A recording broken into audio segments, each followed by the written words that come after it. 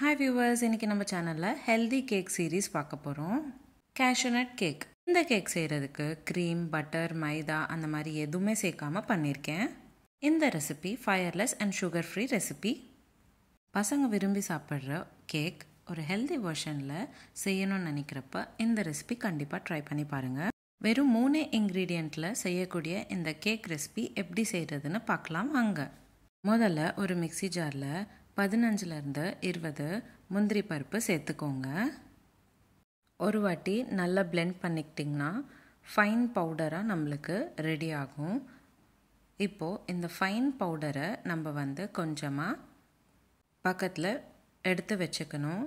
நம்ம cake decorate பண்ணுறதுக்கு இந்த பவுடர் ரொம்பவே யூஸ்ஃபுல்லாக இருக்கும்.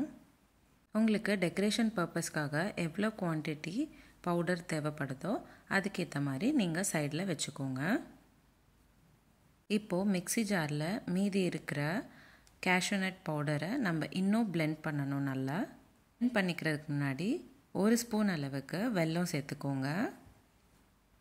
இப்போது ஒரு வாட்டி நல்லா பிளெண்ட் பண்ணிக்கோங்க. இந்த மாதிரி தான் இருக்கும்.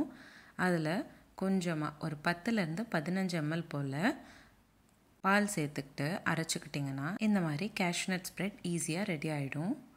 இந்த ஸ்ப்ரெட் சப்பாத்தியில் கூட தடவிட்டு கிட்ஸ் லஞ்ச் பாக்ஸ்க்கு கொடுக்கறதுக்கு ஒரு நல்ல ஐடியாவாக இருக்கும்.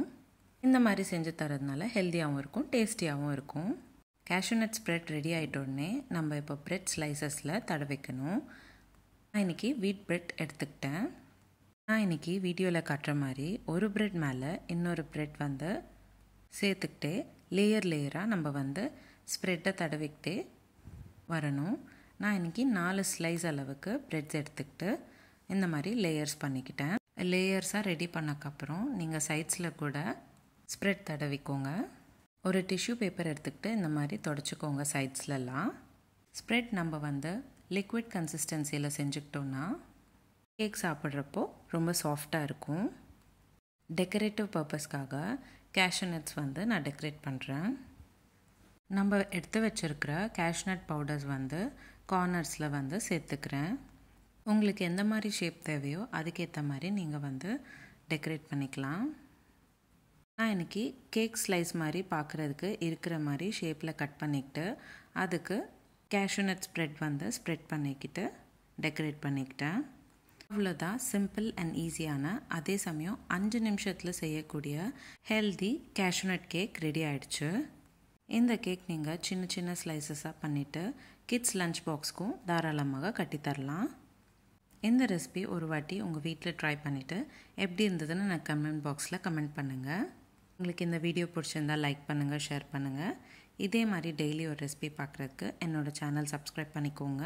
நம்ம சேனலில் இதே மாதிரி நிறைய ஹெல்தி சீரீஸ் பண்ணியிருக்கோம். டிஸ்கிரிப்ஷனில் எல்லா லிங்க்ஸும் உங்களுக்கு ஷேர் பண்ணுறேன். இந்த கேக் எப்படி இருந்ததுன்னு எனக்கு கமெண்ட் பாக்ஸில் கமெண்ட் பண்ணுங்கள். மீண்டும் சந்திப்போம் ஒரு சுவையான ரெசிபியுடன். தேங்க்யூ.